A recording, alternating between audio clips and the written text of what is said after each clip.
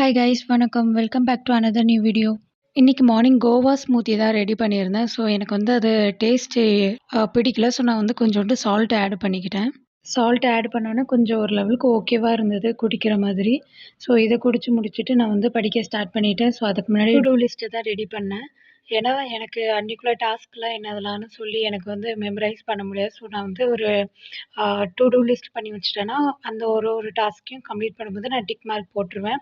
So நான் already பழைய வீடியோலலாம் சொல்லியிருக்கேன். டூ டூ லிஸ்ட் வந்து செய்கிறது ரொம்பவே இம்பார்ட்டன்ட். சப்போஸ் நீங்கள் ஒரு ஒர்க் பண்ணுறீங்க, இல்லைன்னா ஸ்டடீஸ் பண்ண போகிறீங்க அப்படின்னா, நீங்கள் அதில் எந்த ஒரு ஒர்க்கையும் மிஸ் பண்ணிடக்கூடாது. ஸோ அதுக்கு தான் டூ டூ லிஸ்ட் நம்ம பண்ணணும்னு சொல்கிறேன். அதுக்காண்டி ரொம்ப லாங்கா நீங்க வந்து லிஸ்ட் பண்ணிறாதீங்க. மேபி அத நீங்க கம்ப்ளீட் பண்ண முடியாம போயிட்டுனா, உங்களுக்கு நெக்ஸ்ட் டே டிமோட்டிவ் ஆயிருவீங்க. ஸோ இப்போ வந்து டூ டூ லிஸ்ட் கம்ப்ளீட் பண்ணியாச்சு. நான் இப்போ வந்து ஸ்டடி பண்ண ஸ்டார்ட் பண்ணிட்டேன். ஸோ எப்போதும் போல மெட்ராலஜி தான். ஏன்னா, அதில நெறைய சாப்டர்ஸ் பெண்டிங் இருக்கு. சாரி கைஸ், நான் கரெக்ட்டா வாய்ஸ் ஓவர் குடுக்கும்போது அந்த நாய் குலைக்கும், இல்லன்னா ஏதாவது குருவி சத்தம், இல்ல பூனை சவுண்டுன்னு எல்லாமே கேட்கும் எனக்கு. சரி அத விடுங்க. இன்னைக்கு உள்ள வீடியோல நான் வந்து படிக்கிறது மட்டும் காட்டப் போறதில்ல. கூட ஸ்டடி டிப்ஸும் சொல்லப் போறேன். ப்ளஸ் உங்களுக்காண்டி நான் வந்து என்னோட பர்சனல் பிளானரையும் காட்டப் போறேன்.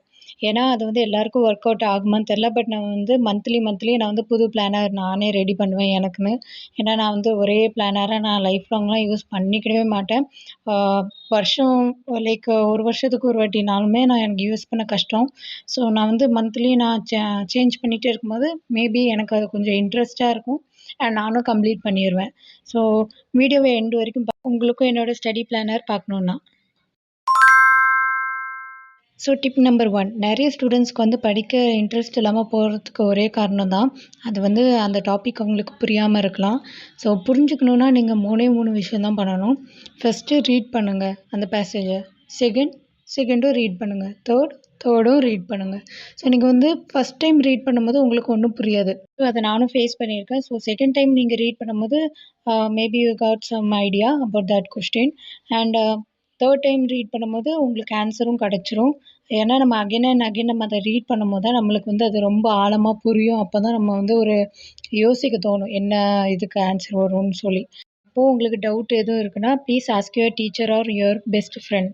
இப்போ லஞ்ச் டைம். ஸோ நான் சாப்பிட போயிட்டேன். ஸோ இன்னைக்கு வந்து வீட்ல மீன் குழம்பு அண்ட் ஃபிஷ் ஃப்ரை தான். உங்கள்ல யாருக்கு ஃபிஷ் ஃப்ரை பிடிக்கும்னு சொல்லி கமெண்ட்ல சொல்லுங்க. அண்ட் பேக் டு ஸ்டடீஸ் மாரி நான் சாப்பிட்டுட்டு இங்க படிக்க வந்துட்டேன். ஓகே. ஸ்டடி டிப்ஸ்குள்ள போயிரலாமா? டிப் நம்பர் 2, அதாவது நீங்க இப்ப ஏதாச்சும் படிக்கிறீங்கன்னா, நீங்க அதே இத நீங்க எழுதாம, நீங்க உங்க ஓன் வேர்ட்ஸ்ல எழுதுங்கன்னு நான் பல வீடியோல சொல்லியிருக்கேன். பட் அப்பவும் உங்களுக்கு வந்து அது ஞாபகம் வரல. அந்த டைம் மட்டும் தான் ஞாபகம் வருது. எனக்கு நெக்ஸ்ட் டைம் அது மறந்து போயிருது அப்படின்னு நினச்சிங்கன்னா, எழுதி பாருங்க. 1 டைம்ல, 2 டைம்ல நீங்க 10 டைம்ஸ் கூட நீங்க எழுதி பார்க்கலாம். ஸோ இங்க் காலியாயிருமே, பேஜ் காலியாயிருமேலாம் நீங்க ஃபீல் பண்ண வேண்டாம். உங்கள படிக்க வைக்க தான் பேரண்ட்ஸ் அவ்வளோ கஷ்டப்பட்டுட்டு இருக்காங்க. ஸோ நீங்க அ அவங்களுக்கு யூஸ்ஃபுல்லா நீங்க எதுவும் பண்ணணும்னு நினச்சீங்கன்னா, தயவு செஞ்சு நல்லாவே படிங்க. ஸோ நீங்க பல வாட்டி ஒரு டாபிக்க நீங்க எழுதி பார்க்கும்போது உங்களுக்கு மெமரைஸ் ஆயிரும். ஸோ நீங்க வந்து எக்ஸாம்ல அதே டாபிக் ரிலேட்டடா எதுவும் கொஸ்டின் வந்தாலும் கூட உங்களுக்கு வந்து நம்ம இந்த டாபிக் தானே எழுதி பார்த்தோம் அப்படின்னு சொல்லி உங்க கை ஆட்டோமேட்டிக்கா ஆன்சர் எழுத ஆரம்பிச்சுரும். ஸோ இது ஒரு டைப் ஆஃப் பவர்ன்னு கூட சொல்லலாம். இது வந்து நிறைய ஸ்டூடெண்ட்ஸ்க்கு ஒர்க் அவுட் ஆயிருக்கு. And tip number 3, first tips என்னன்னா, take a small break in every study section. So இதுதான் என்னோட ஜூன் மந்த்துக்குள்ள ஸ்டடி பிளானர். ஸோ இது வந்து ஜூன் டார்கெட்ன்னு கூட நான் சொல்லுவேன். பிகாஸ் நான் வந்து இந்த மந்த் ஃபுல்லா நான் என்னதெல்லாம் பண்ணியிருக்கேன், என்னதெல்லாம் பண்ணாம விட்டேன்னு சொல்லி எல்லாமே செக் பண்ணிக்கலாம். ஸோ ப்ளூ மார்க்கர் வந்து நான் என்னதெல்லாம் கம்ப்ளீட் பண்ணேன்னு அர்த்தம். ரெட் மார்க்கர் வந்து நான் எதெல்லாம் பண்ணாம விட்டேன்னு அர்த்தம். ஸோ ஜூன் 2க்கு வந்து நான் வந்து ஸ்டடியும் பண்ணல, வீடியோவும் போஸ்ட் பண்ணல. காரணம் நான் வந்து கொஞ்சம் வெளிய போயிட்டேன், ஷாப்பிங் போயிட்டேன். ஸோ அதெல்லாம் தான் கம்ப்ளீட் பண்ணாம விட்டுட்டேன். ஸோ இன்னைக்கு வந்து நான் இன்னும் லைக் அதர் திங்ஸ் பண்ணல அண்ட் வீடியோவும் அப்லோட் பண்ணல. பிகாஸ் நான் வந்து இப்போ ரெக்கார்ட் பண்ணிட்டு இருக்கனால நான் பண்ணல. ஸோ இப்படி தான் என்னோட ஸ்டடி பிளானரை நான் யூஸ் பண்ணுவேன். ஸோ ரொம்ப சிம்பிளாக தான் இருக்கும். பட் இதில் வந்து நிறைய விஷயங்கள் இருக்குது. நம்ம டே இன் லைஃப்பில் நம்ம என்னதெல்லாம் கம்ப்ளீட் பண்ணியிருக்கோம், என்னதெல்லாம் பண்ணலன்னு சொல்லி நானே ப்ளூ மார்க்கர், ரெட் மார்க்கர் வச்சு மார்க் பண்ணிப்பேன். ஸோ இது வந்து எனக்கு ஓகேவா இருக்குமா, உங்களுக்குலாம் எப்படின்னு தெரியல. பட் இதுதான் என்னோட பிளானர். ஸோ நான் அப்படியே வெளியே வாக் போயிருந்தேன். வியூ செம்மையாக இருந்தது. ஏன்னா இது ஈவினிங் டைம்னால செம்மையாக இருந்தது.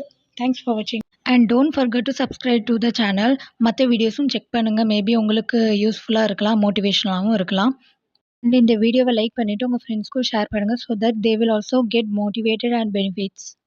அண்ட் தேங்க்ஸ் ஃபார் வாட்சிங். அடுத்த வீடியோவில் பார்க்கலாம். Until then bye bye.